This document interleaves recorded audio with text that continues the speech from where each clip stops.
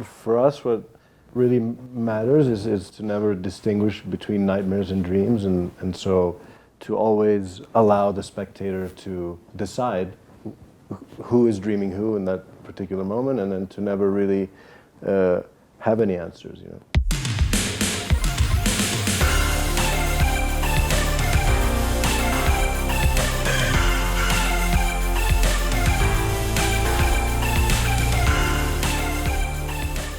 Tell us about your film and how it came to be, and a little bit about what the project is about.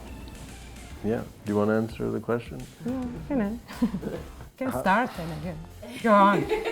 Break the ice. Yeah, no, we were always intrigued by doing a film about lovers, you know, who are just terrified of losing each other and to kind of immerse in their unconscious. And, you know, we've always been attracted by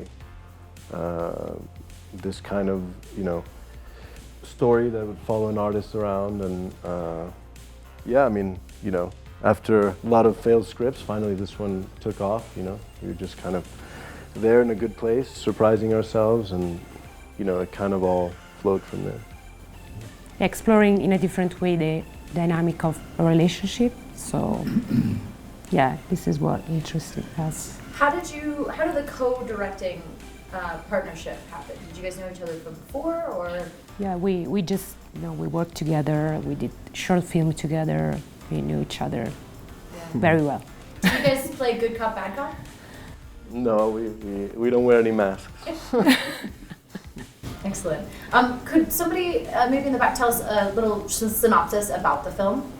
I mean, it's following our hero character, Nicholas, on his journey. He's having a little bit of an existential crisis, and he goes on a journey with the audience, takes us along with him as he's exploring himself and all sorts of different facets of his life and his relationship and his family, and it's kind of all mixed together with his artistry, and it's a very unique journey. It's great. Yeah, I must say, if I can say something. Please.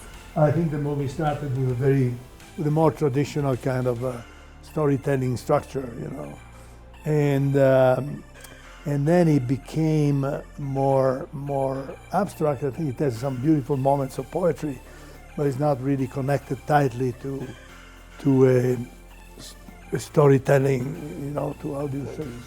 How can you describe this? Traditional narrative. A traditional narrative, yes. Did you have something to do with that, Dante? Like that creativity, or did that? Absolutely not. I was actually shut off any possible interference.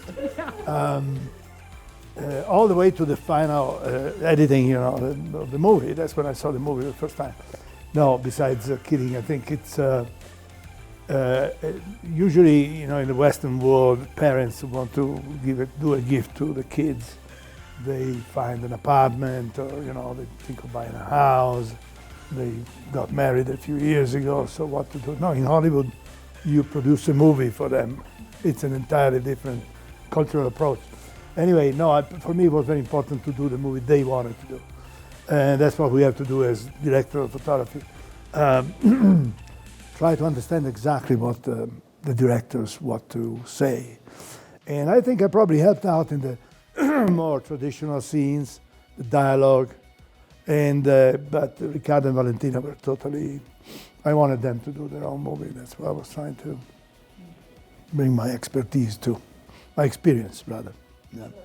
How's it been at Mammoth Film Festival? What have you guys thought about the festival in general so far? It's a good question.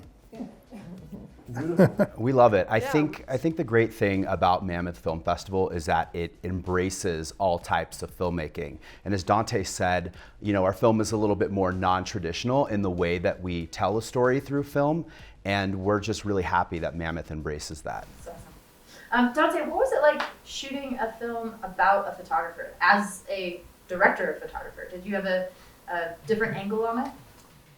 No, I think you know, one of the key things was finding locations. You know, his story is not, their story is not so much about the process of taking photographs as much as the life, you know, condition and experience and anxiety and the relationship with his girlfriend and mysterious characters that appear. So it wasn't really about photography. I mean, plus, think about Blow Up, right? Antonioni, The time again. synopsis of the film says it becomes a fever dream. Can you break that down and sort of explain what you mean by that for our audience?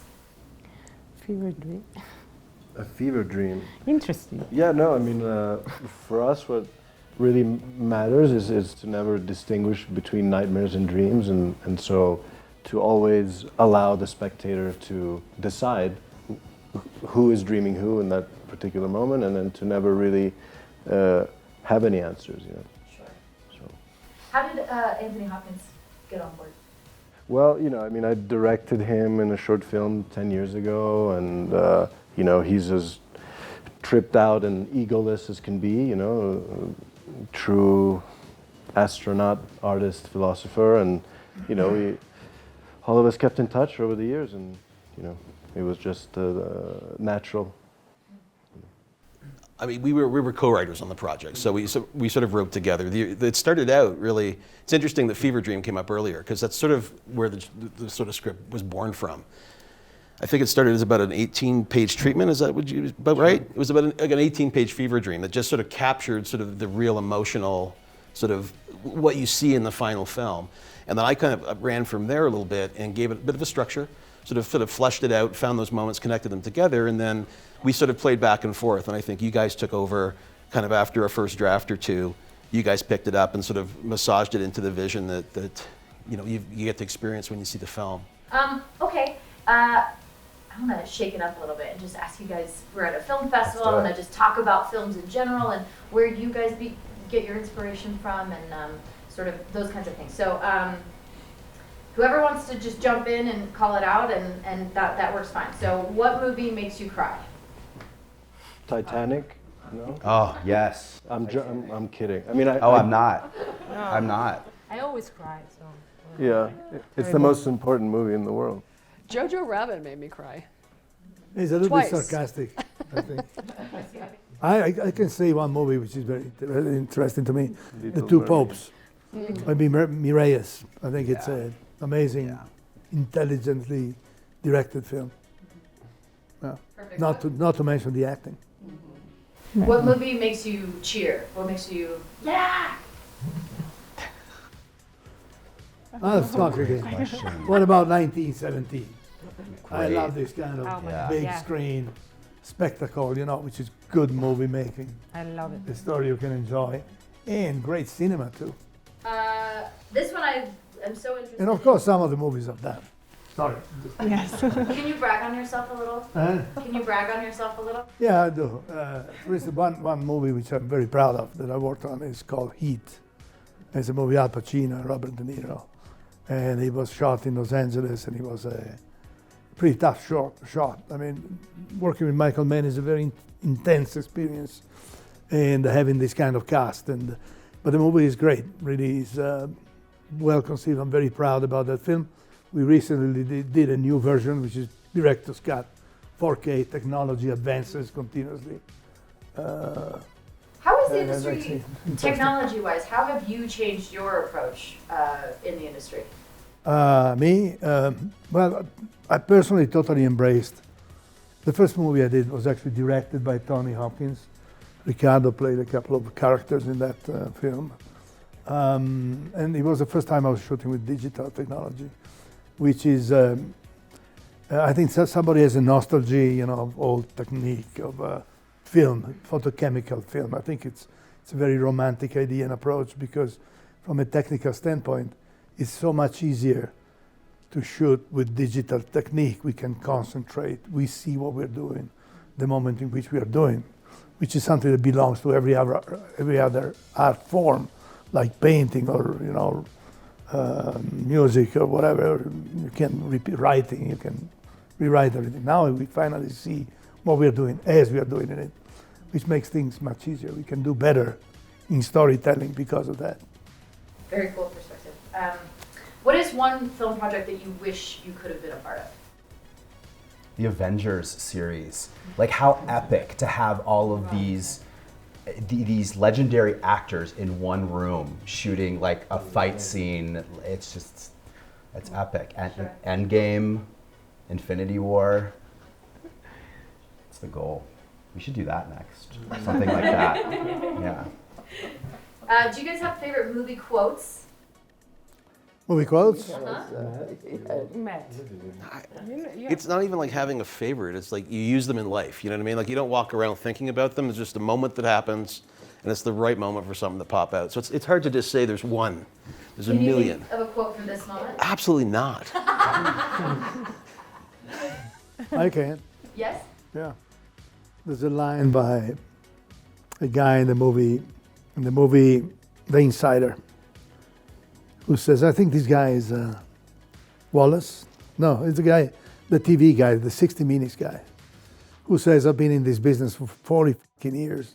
And you can, that's the quote. But we kept saying that when we were shooting the movie. This term in directors, producer, and actors, we kept saying, well, I've been in this business, you're doing this to me. Which is funny because I remember when I was very young in my career and I had some Teamster screaming at me going, I've been doing this for 5 years. And I remember thinking, five. Like, now I've been for 20 something. But you know, you just have those moments where people want to put you in your place, you know. I've got a quote for you to see if you know it, all right? And in conclusion, may I remind you that it does not say RSVP on the Statue of Liberty. I definitely Luke? know. Anybody? It's from Clueless. And I still use it even today in this political climate. I knew what it was. Thank you, Stephanie. Stephanie knows. Who was your favorite actor growing up? Matt. Please. I liked Deborah Winger. Ooh. And yeah, she kind of disappeared. And William Hurt was one of my favorite actors. Anybody else? Okay. All right, this one is very serious. What is the best movie theater snack? Oh, snack. Cornetto al gabba. It's not. Can't go wrong with buttered popcorn, but Junior Mints. okay, yeah. I still think carbonara sauce is probably my father. Carbonara, spaghetti We're Italians carbonara. here, so of course they're gonna say pasta at the movie theater. Ice cream. Carbonara sauce doesn't exist. Doesn't exist, you're right. No. I actually meant spaghetti carbonara. Beautiful. Thank you guys so much. Congratulations. Thank you. Thanks. Thank you for having us. All right. Thank you.